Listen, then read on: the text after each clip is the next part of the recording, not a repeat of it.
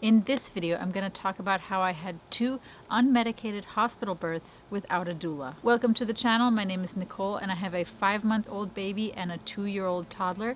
My baby is right next to me right here, enjoying the beautiful weather outside today. So birth is still very much on my mind since it only happened 5 months ago. So when I was pregnant with my first kid 2 years ago, I didn't know much about the whole medicalization of birth until I started going down the research rabbit hole when I was around 32 weeks pregnant. I watched The Business of Being Born on Netflix. I read Ina May's Guide to Childbirth, and that's when I realized that I wanted an unmedicated birth as well. And this was towards the very end of my pregnancy. The OBGYN I was going to at that time laughed at me when I told her that I wanted this. And after being laughed at, I knew that I needed to find a new one. But at 32 weeks pregnant, there wasn't a whole lot of time left to find another place to go. So I considered my options. 1, home birth. 2, a birth center. And 3, a hospital birth with a different provider. So for me personally, cost was a big factor. Home birth sounded very appealing, but the issue is that my insurance wasn't going to cover the majority of it. Then there was the option of a birth center, and a birth center sounded great as well. However, at 32 weeks pregnant, they didn't have any space to accommodate me because they had people joining their birth center or their team of midwives from the very beginning of the pregnancy, and they didn't have enough space to add someone in right at the end. They were fully booked. And then there was one more option that I found, which was a hospital-connected birth center.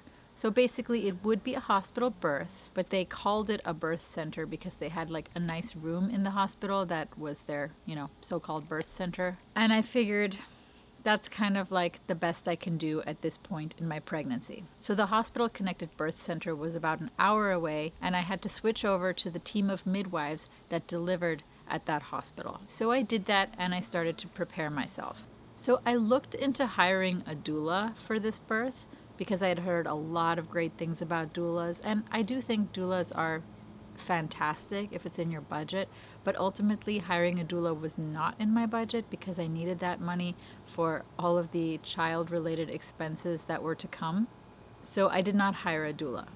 But I had a very supportive husband, and I walked him through all the things I wanted him to do on the day that I would be going into labor. So choosing the place is only one step of the equation. In order to have an unmedicated birth, you also have to prepare your body and your mind. Mostly your mind. So these are the things I did. Number 1 is I enrolled in a hypnobirthing course. This course taught me a lot about, childbirth, what to expect, and how you can have the childbirth that you want to have. The course also came with hypnobirthing tracks, which are basically like these meditation tracks you listen to prepare yourself mentally for childbirth and to empower yourself to be able to do it. Next, I listened to positive birth stories only. When I was talking to friends or, watching YouTube videos, I would make sure that I'm not listening to anything scary or negative or, a birth that ended in a lot of interventions, because that's what I feared. So I didn't want to create any more fear by subjecting myself to those kinds of stories. So if you have a friend who's trying to tell you about all the things that went wrong when she gave birth, tell her, can you wait and tell me that story after I give birth? Because when you're pregnant, I don't know what it is, but everybody wants to tell you their horrible birth story and how everything was so difficult and painful for them. And really, you shouldn't be listening to that when you're pregnant. You should only be listening to positive birth stories. The next thing I did is I researched as much as I could about birthing positions, the ideal position to give birth in. Well, there's many of them.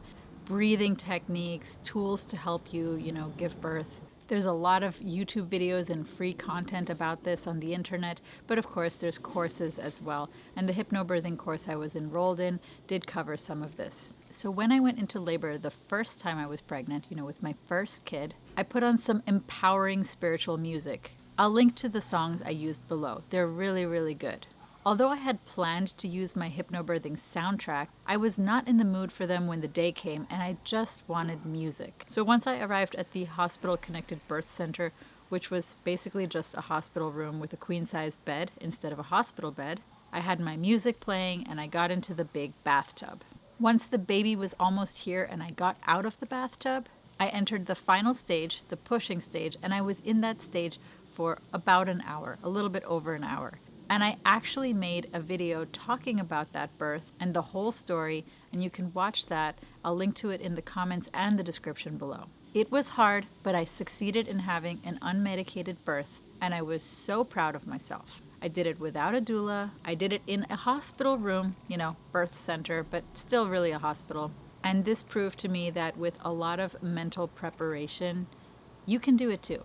If you know what's coming, if you know what you're in for, and if you prepare yourself in a positive way without fear, then chances are high that you can have an empowering birth. So 2 years later, I was pregnant with a baby girl, and I was about to do this all over again. This time around, I did not do a lot of preparation for my birth because I was so busy with my toddler, chasing him around and trying to get through the day, that I didn't have a lot of time left for myself. But I wasn't worried, and that's because I had the confidence from the first birth, and I knew that I could do it. And having confidence and no fear really goes a long way. Once again, I had a lot of expenses, even more than the first time around, and I could not justify hiring a doula for this birth either, so I was doing this on my own, and with my husband, once again. So the hospital-connected birth center that I was using for my first birth no longer existed. It shut down about a year after I had my first baby. So this time, I was just going to a hospital.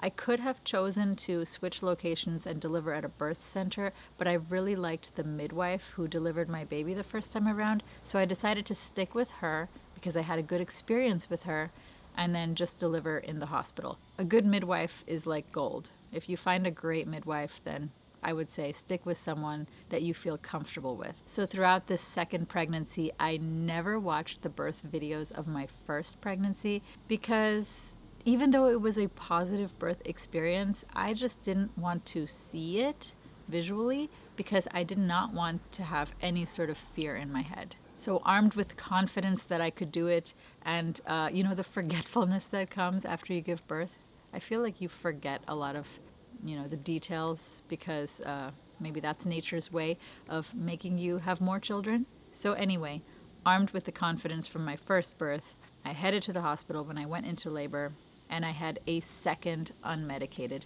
birth. And this birth was much easier than the first one. The pushing stage was very short, and I made a video about that one too, which you can watch after this video. So giving birth in a birth center or having a home birth, these are all wonderful ways to give birth. However, for many people, that's not an option, or they prefer to have their insurance cover more of the birth, or they feel more comfortable in a hospital setting. And if you're like me and you ended up going to a hospital, you can have an unmedicated natural childbirth in a hospital. You just have to prepare yourself mentally. So just to recap, between my two births, these are the things I did to prepare. I enrolled in hypnobirthing courses and listened to hypnobirthing audio tracks. I made sure to listen to positive birth stories only. I watched no videos of people giving birth because it can look a little scary, and I didn't want to scare myself in any way. I learned about positions and breathing techniques that would help make childbirth a little bit easier. And I left my OBGYN who was not supportive of an unmedicated birth, and I found awesome midwives who were very much supportive of that. And finally, I also read some awesome empowering books, such as Ina May's Guide to Childbirth, which I will link below. Definitely recommend reading something like that. So that's it. Thanks for watching. And if you're pregnant and expecting a baby and you want to have an unmedicated birth, then I want to send you some good vibes, and I know that you can find the strength within you to do that. But if you don't end up doing it, don't be hard on yourself. Birth is beautiful, no matter how your baby came into this world. So thanks for watching, and I will see you in the next video.